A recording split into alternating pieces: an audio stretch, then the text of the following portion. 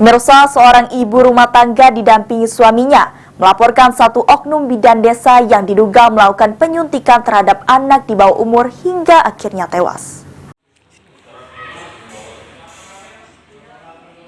Inilah Asia, 28 tahun, dan suaminya Romli, 30 tahun, warga desa Belanti, Dusun 1, Kecamatan Tanjung Raja Ogan Ilir, mendatangi Mapolres Ogan Ilir guna melaporkan seorang oknum bidan desa yang diduga melakukan malpraktek hingga menyebabkan anaknya yang berumur 3 tahun meninggal dunia.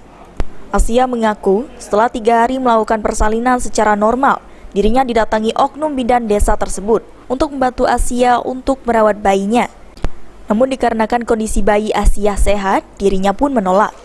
Namun tiba-tiba oknum bidan desa melakukan penyuntikan di bagian tumit kaki bayi dengan alasan akan mengambil sampel tanpa memberikan keterangan apapun.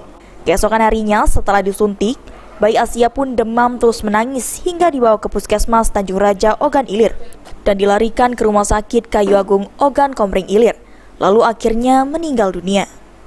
Melihat kondisi tumit bayi bekas penyuntikan terlihat membiru dan lebam, Asia pun sempat meminta pertanggungjawaban sang oknum bidan.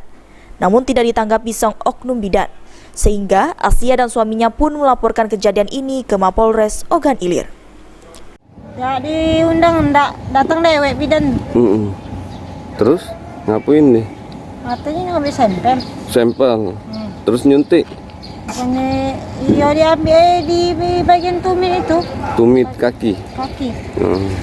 Terus?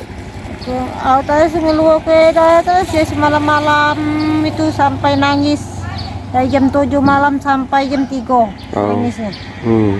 Sudah tuh tidak nangis lagi sampai jam 4 sampai ke siang tidak nangis lagi. Sampai dibawa ke Puskes Kayu Agung. Meninggalnya di Kayu Agung. Meninggal di rumah sakit. Rumah sakit Kayu Agung jam 3. Sekarang ayo ngelapor. Iya, apa sih? Sudah dilapor. Ahmad Romawi, PAL TV.